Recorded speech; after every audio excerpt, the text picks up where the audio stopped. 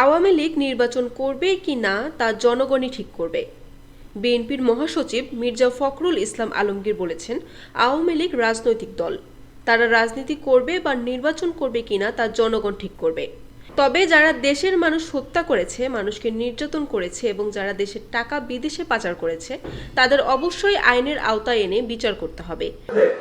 অন্যায় করেছে, দেশের আপনি সম্পদ নষ্ট করেছে, বিদেশে টাকা পাঠিয়ে দিলে তাদেরকে অবশ্যই হাসিনা সহ সকলকে নিয়ে সেখানে বিচার করতে হবে, তাদেরকে শাস্তি দিতে হবে।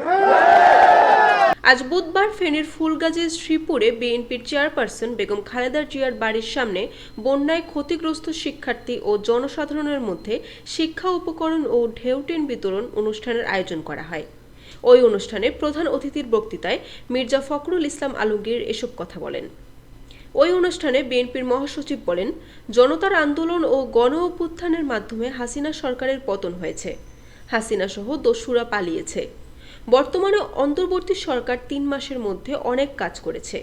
যত দ্রুত সম্ভব তারা জঞ্জাল সরিয়ে নির্বাচনের ব্যবস্থা করবে। এতদিন ধরে যারা আপনাদের অত্যাচার করেছে, নির্যাতন করেছে, আওয়ামী লীগের সেই দস্যুরা তারা সে পালিয়ে গেছে, তাই না? কে পলাইছে? অনুষ্ঠানে বিশেষ অতিথি ছিলেন বিএনপি চেয়ারপারসনের উপদেষ্টা বীর মুক্তিযোদ্ধা আব্দুস সালাম, অধ্যাপক জয়নাল আবেদিন, কেন্দ্রীয় যুগ্ম মহাসচিব শহীদ উদ্দিন চৌধুরী অ্যানি, ফেনী জেলা বিএনপির আহ্বায়ক শেখ ফরিদ বাহার, সদস্য সচিব আলাল উদ্দিন, ফুলগাজী উপজেলার বিএনপির আহ্বায়ক আবুল হোসেন প্রমুখ। বরিশাল নিউজ।